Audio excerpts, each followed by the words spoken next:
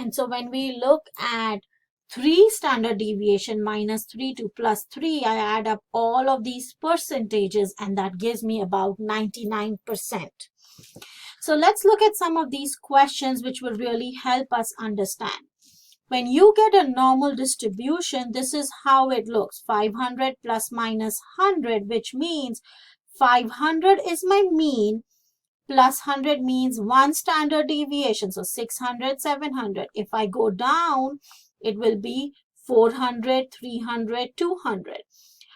68% of my scores lie between 400 and 600 because it is minus 1 to plus 1 standard deviation. So what is the score at plus 1 standard deviation? I add my 1 standard deviation, which is 600.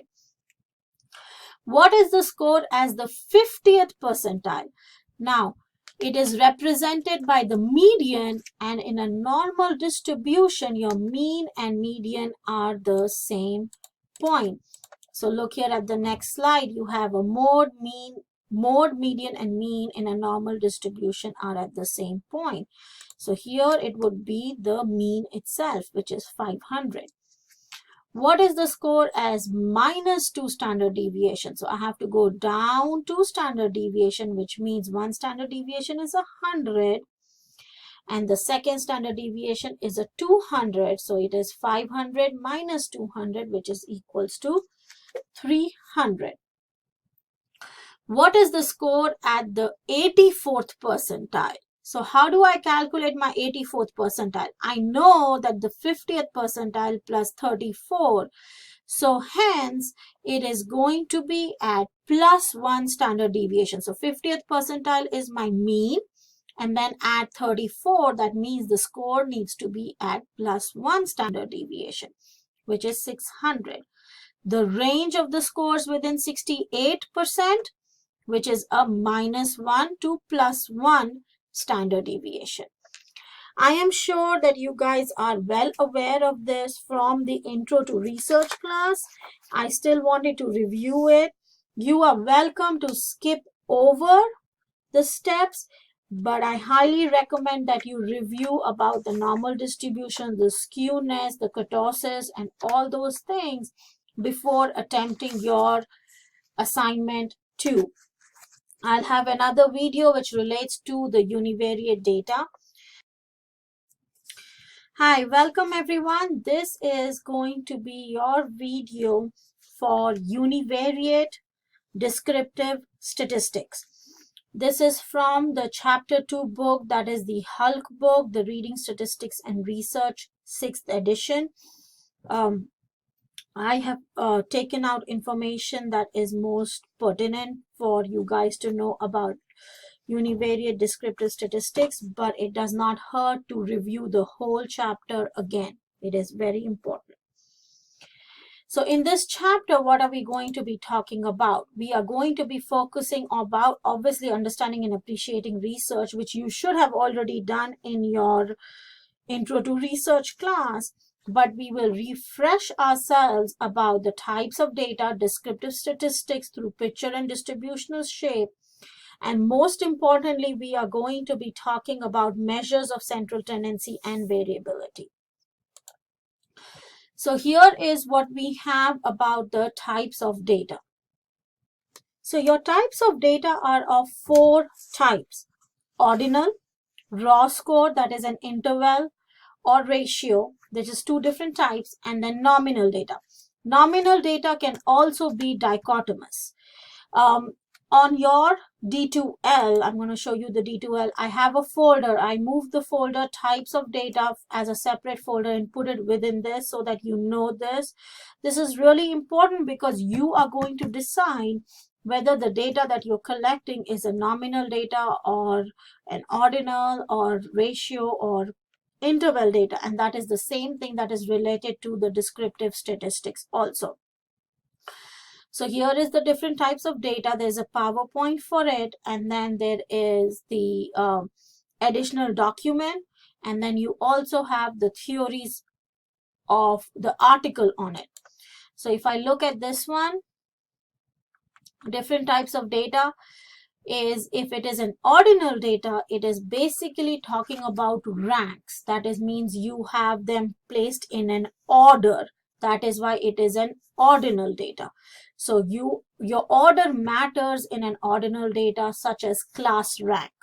Okay, but when you have a class rank, you really can't take averages on it, or you cannot make inferential statistics on it.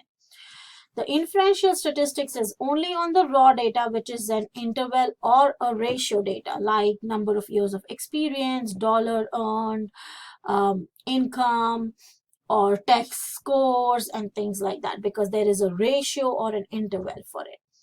The nominal data is you are assigning them numerical value. For example, I could have hair color, and I could say hair color could be black, white, brown. So each one of them would be 1, 2, and 3. My black is 1, brown is 2, and white is 3.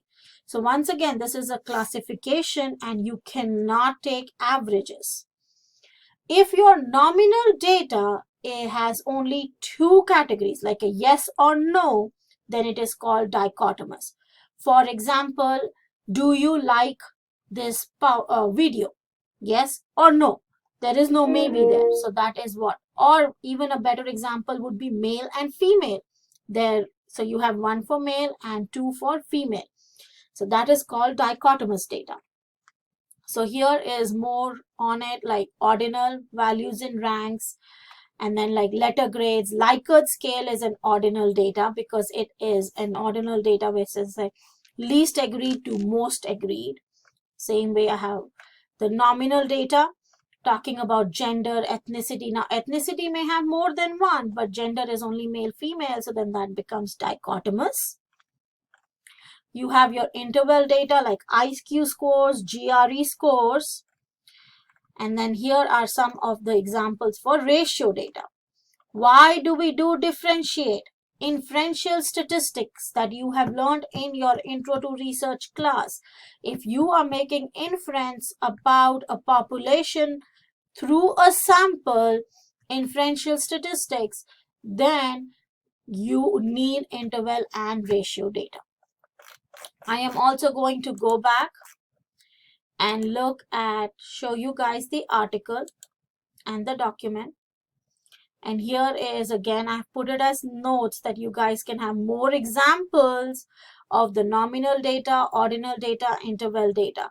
And then here are some more things about like nominal data. You're only allowed to examine if a nominal data is equal to some particular value. For example, gender is a nominal scale. So you have an F for female and then number of males in the sample. Ordinal data is the rank, interval, and ratio. So there is more information about this. You also have the article. You should have read the article by now because this was posted like the first week of classes. But here is the article to be reading. And once again, it talks about nominal, ordinal, interval, and ratio data. So let's go back to our PowerPoint. And we've already talked about the data type. So now we are going to talk about measures of central tendency. What is central tendency? So if I have to summarize the data into one category or by a number, one number, then that is called the central tendency. I could use, there are 3 types of measures of central tendency. Mean, I'm going to bold this up, median, and mode. From your statistics class, you may already know what is mean, median, mode, but we will review it here. So your measures of central tendency are a representative score of the data. Mean is the sum of individual items divided by how many items. So if I look at the next slide, so this is all my items here, and I am going to find out the mean. So I'm going to add all of them up, which gives me 109, and there are 13 data points, and I will divide it by 13, and this is my mean. If I look at median, it is the middlemost term. So once I arrange them in all order, it has to be arranged either in ascending order or descending order, and then I find out which is my middle number. So here my middle number is 9 because I have odd number. If I had even number of data sets, then I would add the middle two and take an average of those two numbers to be my median. So here's my median, here's my mean, here's my median, and as you can see, you have nearly the same value like 8.39 and 9. Now let's talk about mode. Mode is the most repeated item. So in this data set again, which is my most repeated item? 12 is most repeated, so 12 is my mode. Looking at the numbers, you can see that mode is not close to median and mean, so which will already tell you that this distribution is not a normal distribution, it is skewed. And we'll talk about skewness in just a minute. In a normal distribution, they are actually a bell graph. What you get is a bell-shaped graph. So this is really important to know is your mean, median, and mode in a normal distribution lies right in the middle. But in this case, it's not going to because your mode is higher than the mean and the median. So it is slightly skewed, and we'll talk about those also. There is going to be a lot of going back and forth because these topics are all intertwined with each other. They relate to each other. So which one is the most useful or which one is the best? That answer depends on the data set and what you want to research about. You can never say that, oh, mean will always tell me the right amount, but maybe I don't want to know that. I want to know is an example of who has like how many students or like what was the most value that happened, which will be the mode. Let me give you another example to show how mean is not sometimes the representative. So here's another example. This is the example in which here is the district administrator's salary. And as you can see, when I find the mean of all the salary, I just added them in Excel and divided by how many they were. I get the mean salary to be 94,962. Now look at this number. This number ranges somewhere over here, which is on the upper bound of the data value, which is not a representative of this data set because the minimum is about 76. But this skewness is happening because of this high value of 199,000. So this is the reason that mean is not always. I may want to look at the range of the salary, which goes into looking at the variability. So I have central tendency is mean, median, and mode. So my next set of data then that becomes next set of values that provide understanding or are representative of the data is the measures of variability, which basically is the degree of dispersion among the scores. So when I look at degree of dispersion among the scores, I have range and I have interquartile degrees, interquartile range. I have more, but this is the one that we are talking about right now. So my data could be, scores could be similar. That means they have low variability. That means there's not a big spread. But they could also be heterogeneous, in which the scores are dissimilar and there is a high variability. So what is the range? The range is basically the difference between the lowest and the highest value or the highest score. If you look at Huck page 32, that provides you more information. And this is the data set from the page 32 is, if you look at it, lowest value is 96, highest is 103, and my range is 7. What is interquartile range? Interquartile range is the spread among the middle 50% of the score, that is the Q1 and the Q3. So if I look at this data, this is my Q1, this is my Q3, and the middle, this is a box and whisker plot. So the middle is my Q2, which is my median. So the 50%, so this is my 25% of the data. This is 25% of the data. This is my lower bound, upper bound. So this is 50% of the data. So that is the spread of 50%. Q1 is at 25%, Q2 is at 50%, and Q3 is at 75%.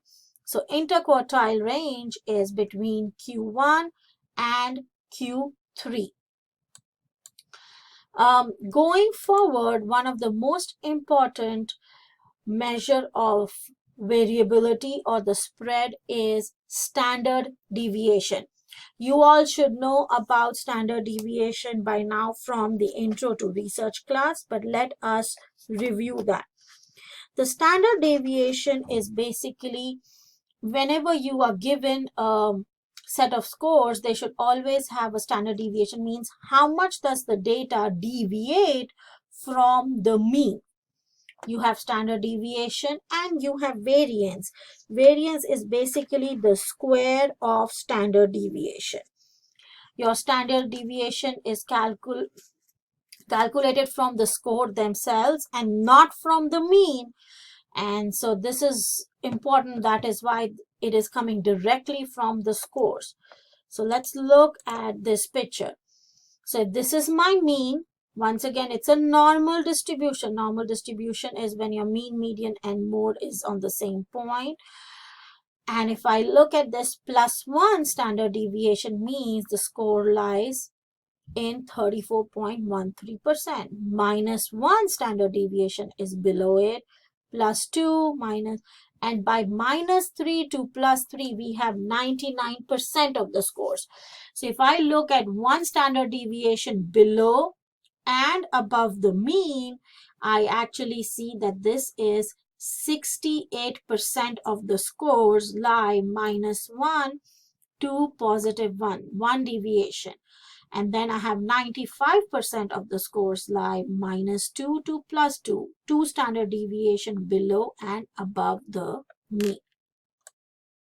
So if we have extreme values, but if most of the data lies within this, so remember the standard deviation away from the mean.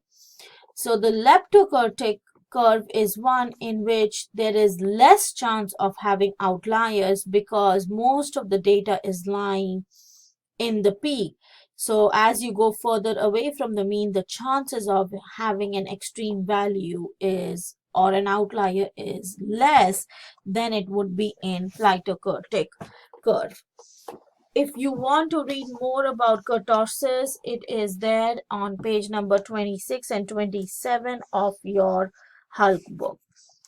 So let us change gears a little bit and talk about data representations, because researchers often use pictures, images, graphs, tables to represent the data.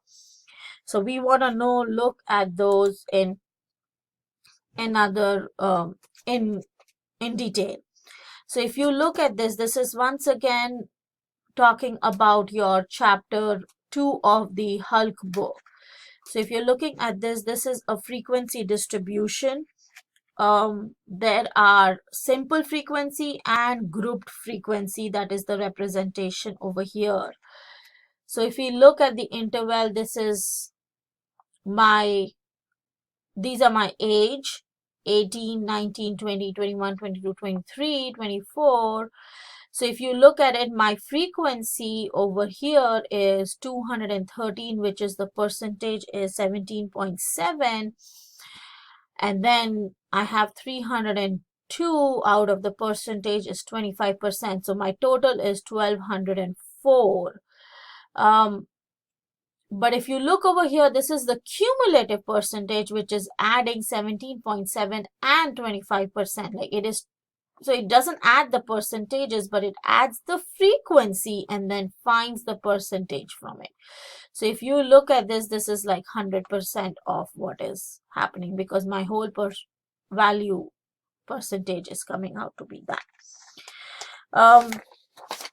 So then when we go and looked at group frequency, is again there is another talk about having class intervals. Now there is loss of data here because I really don't know, like I don't know the details of like how many had 13, like was it all 60 weight, 60 kgs, or was it like 65, or was it between 60 and 65, or 65 and 70? So this is like group frequency.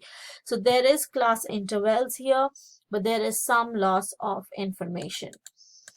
We have the stem and leaf display, which is one of the better ones to do because there is no loss of information in this. It helps you know the lowest value. It also helps you know the specific ages. So this is your key and these are your stems, and the stems are 10. So you know that this is 90 and 96, and I know that there are two values here. In 80s there is 83, 85, 86. So if I would have made a group one, I would have said 80 to 93. But here this is giving me the specific values. So if I look at that one, now I know that there is no values in the 20s. There are two values, but it also gives me, like over here, I can see that there are more of 51s, 52s than they are of, so though this is giving me very specific. They are showing me the gaps that are happening in any intervals, which is really great. You all must have seen a histogram, and this is just an example that I put over there. All these are basically visual displays of information, which is helpful. What you really need to know is talking about the normal distribution, the standard deviation, the descriptive statistics. Measures of central tendency are mean, median, and mode. Measures of variability, we have range, interquartile range, standard deviation, and variance. So those are the things to know. What is skewness, your normal distribution, what is negatively skewed, what is positively skewed, what is kurtosis. All those things are important when we talk about descriptive univariate data. To understand the univariate data in more detail, I have created examples of actually data sets which says univariate data document, and I will post a video on actually analyzing and understanding the data for understanding the analysis of that univariate data. So best of luck, everyone. So let us look at the normal distribution again, and we can see that the mode, median, and mean are at the same point here. It is very rare that your mean, median, and mode will be at the same point. Your data is generally skewed. That means whether the values lie at the lower end or the higher end, and they do not form a well-shaped bell curve. So for example, let's look at grades, GPA grades. You have A, B, C, D, and F, but in a classroom, in a college classroom, you'll have more of A's and B's and less of C's, D's, and F's. So in this case, you have your values, your extreme, like if you may have an F or something like that, that would lie at the very lower end of it. This is a negatively skewed graph because of the high concentration of grades in the upper half of the percentage. So that makes it a negatively skewed graph in which the mode is the highest. The mean gets pulled down because of the extreme score. So you may have most of them scoring A's and B's, but then you end up having two F's. So because of those, the mean is pulled towards the lower end, and which is called to be the negatively skewed graph. And in this case, your skewness is less than 0 and your median is the middle value between the two, but the mode is the highest one. Remember the distribution that we had done earlier on this distribution, and we had calculated the mean here. The mean was 94,000, which was pulled towards the upper bound, not the lower bound, pulled towards the upper bound because of this high extreme value. This is salary one is a positively skewed distribution, because in this case, your mean is a higher value, but the mode is still there in the, it's a low value. Your mean is being pulled to the higher end of it. It's pulled to the right because of the higher value that is there. So that is called a positively skewed graph.